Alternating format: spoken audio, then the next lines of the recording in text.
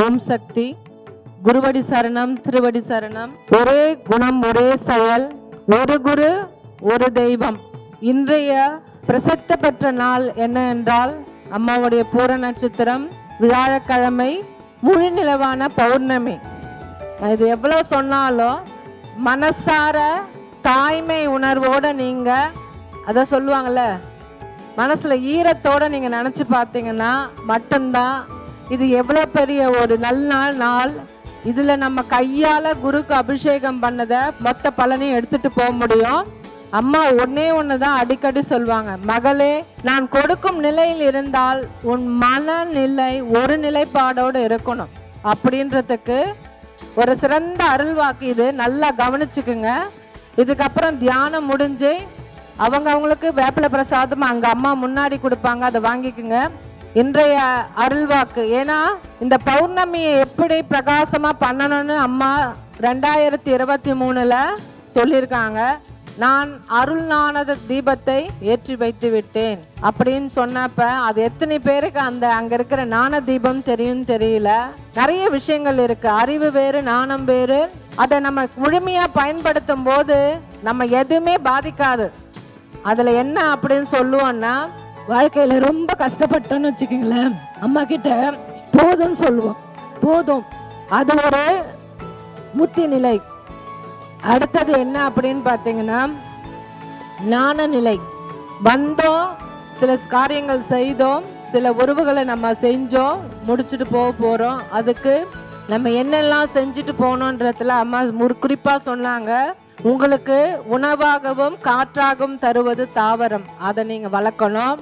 அடுத்தது, இந்த உலகம் மனிதனுக்கு மட்டும் அல்ல மற்ற ஜீவராசிகளுக்கும் சொல்லும் போது அதுக்கு தண்ணி வைக்கிறதுல இருந்து சாப்பாடு கொடுக்கறது ரொம்ப அவசியம். மூன்றாவது அம்மா சொல்றது என்னன்னா, இந்த உலகத்துல நம்ம என்ன விட்டுட்டு போக போறோம்ன்றதுல அம்மா கராரா ஒண்ணு சொன்னது தர்மத்தை விட்டு போ, வழிபாடு முறைகளை விட்டு போ, மக்களை நல்ல விஷயமான ஆன்மீகத்தில் பழக்கி விட்டு போன்னு சொன்னாங்க. இன்னைக்கு அம்மா ரொம்ப மகிழ்ச்சியா இருந்திருப்பாங்க. ஏன்னா இன்னைக்கு நான் உள்ள வரும்போது சில பேர் தான் இருந்தாங்க. அம்மாவுக்கு அபிஷேகம் பண்ணும்போது நான் வேண்டிக்கிட்டேன், அட்லீஸ்ட் ஒரு 108 பேராவது நீ கஷ்டப்பட்டு 53 வருஷமா வாங்க ஆன்மீகத்துக்கு வந்து செய்யணும்னு. அவங்க கொஞ்ச நேரத்துல சொல்லிட்டாங்க 108 பிரசாதம் காலின்னு சொல்லிட்டு. ஏன்னா ஒவ்வொரு ஆன்மாவும் தன்னை வழிபடுவதுதான் அம்மா இந்த அவதாரத்தை எடுத்தாங்க. ஆன்மீகம் வழக்கம் வேணும்னா ஆன்மா ரெடியா இருக்கணும். நானும் சாமி கும்பிட்டேன் கணக்கு எழுதிக்கோ அப்படின்னு சொல்லிட்டு போக கூடாது. ஏன்னா அம்மா தெளிவா சொல்லியிருக்காங்க, உன் எண்ணம் நல்லதாக இருப்பேன், நான் ஒவ்வொரு ஆன்மீகத்தில் உன்னை அடுத்தடுத்த கட்டத்துக்கு வளர்ப்பேன். அதனுடைய முதல்ல பொதுமக்களா நம்ம அந்த அம்மாவை பார்க்கும்போது வெளியே போய் சொல்லுவோம், பயங்கர சூப்பர் சக்தியான அம்மா அப்படின்னு சொல்லுவோம். அடுத்தது என்ன பண்ணுவோம், வேண்டிக்கிட்டு நான் தொட்டில் கட்டினேன், மஞ்சள் கயிறு கட்டினேன், அன்னதானம் போட்டேன், அந்த வேண்டுதெல்லாம் நிறைவேறுச்சுன்னு சொல்லுவோம். அடுத்தது கொஞ்சம் எட்டி பார்ப்போம், ஏங்க இந்த கோவிலில் நான் துடைக்கணும்னா என்ன பண்ணணும், தொண்டு செய்யணும்னா என்ன பண்ணணும் அப்படின்னு சொல்லுவோம். மன்றத்துக்கு போவோம். அடுத்து கட்டு வரும்போது யாரெல்லாம் அம்மா சொன்ன 4 கோட்பாடு, வழிபாதை, வழிகாட்டி, வழிமுறை, வழிபாடுன்னு அம்மா சொல்லியிருக்காங்க. வழிகாட்டி யாரு உங்களுக்கு? அன்னை ஆதிபராசக்தி. இத சொல்லி பழகுங்க இன்னைக்கு அந்த தெய்வத்தின் பெயர் அன்னை ஆதிபராசக்தி. அதை ஆட்கொண்ட ஆன்மா, குரு, தெய்வம் எல்லாமே அவர். எல்லா மதத்திலுமே சொல்லுவாங்க ஹெவன்லி ஃபாதர்னுவாங்க. எனக்கு மேல் ஒரு பிரபஞ்ச சக்தி உண்டு, அதுதான் இந்த அவதாரத்தையும் இந்த மக்களுக்கு சேவை செய்வதும் அனுப்பதுன்றிருக்கு எல்லா மதத்திலும் சொல்லியிருப்பாங்க. ஸோ இதை நீங்க புரிஞ்சுக்கணும். குருனா யாருன்னா அவருக்கு மேல ஒரு ஆற்றல் படைத்த பிரபஞ்ச சக்தி தான் அன்னை ஆதிபராசக்தி. அவர் மூலம் ஒரு குறிப்பிட்ட பேரை மட்டும் காப்பாற்றுவதற்கோ சில பேரை வழி நடத்துவது தான் அந்த குரு பங்காரமாடுது. ஸோ இன்னைக்கு அருள்வாக்கு என்னன்னு அதை தான் சொல்றாங்க. அம்மா என்ன சொல்றாங்க, ஆத்துல என்ன பண்ணுவான், சில பேர் நான் வசதியான வெள்ளி குடம் எடுத்துட்டு வருவான், மண் குடம் எடுத்துட்டு வருவான். நிறைய பேர் காசிக்கெல்லாம் போனீங்கன்னா சொந்தக்காரக்கெல்லாம் ஹோலி வாட்டர் கொடுக்கணும்னு நிறைய பாட்டில் வாங்குறவங்க. இவங்க எல்லாம் என்ன ஒரு பாத்திரத்தை எடுத்துட்டு போவீங்கல்ல, அந்த பாத்திரம் தான் நீங்க.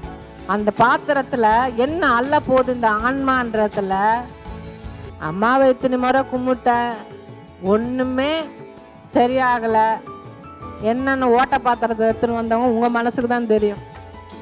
இரண்டாவது, அம்மா காட்சியே போதும், அம்மா பாதமே போதுன்றவன் வேற ஒரு பாத்திரம். இந்த கதாபாத்திரங்களை அம்மா சொல்றாங்க. ஸோ இங்க வந்து நிறைவா போனேன்றவன் அவனுடைய கையில எவ்வளவு அள்ளிக்கிட்டு போறான்றதும், நல்லா திருப்தியா 25 வருஷமா அம்மாவை கும்பிட்டேன், அம்மா எல்லாம் நல்லது செய்தாங்க அப்படின்னு சொல்றவங்களாம் கை தூக்குங்க. நல்லா வந்த சக்தி, எனக்கு எந்த குறையும் கிடையாது. எடுத்த உடனே என்ன சொல்லுவாங்க தெரியுமா? அம்மா புண்ணியத்துல எந்த குறையும் இல்லைன்னு சொல்றவங்க மட்டும் கை தூக்குங்க பார்க்கலாம். அவங்களுக்கு மட்டும் கை தட்டிங்க.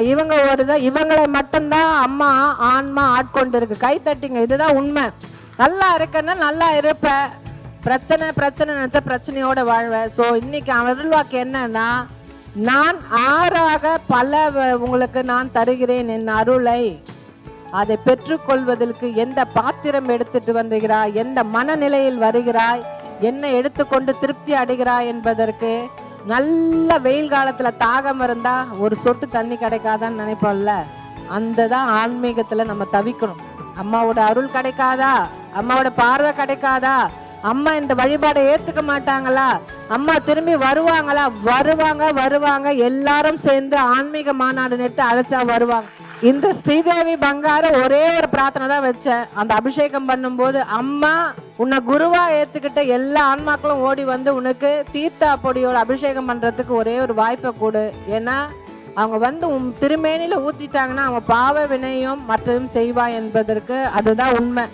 எப்படிப்பட்ட ஆளுன்னா, பூ போட்டோம் என்ன நடந்தது, இளநீ ஊற்றணும் என்ன உழுந்தது, விபூதி பண்ணோம் என்னது, தீர்த்த பொடி போட்டோம், மஞ்சள் போட்டு, எதை போட்டாலும் அவள் உன் நல்ல எண்ணத்தையும் பக்தியும் தொண்டும் ஏற்றுக்கொண்டு அவள் உன்னை அணைத்து கொள்வாள். ஏன்னா ஒரு சக்தி சொன்னாங்க, அம்மா சொல்லிச்சு அவங்கள கனவுல வந்து, மகளே என் குடைக்குள் வந்துடு, என் மூச்சு காற்றை நீ உணர்வாய் என்று.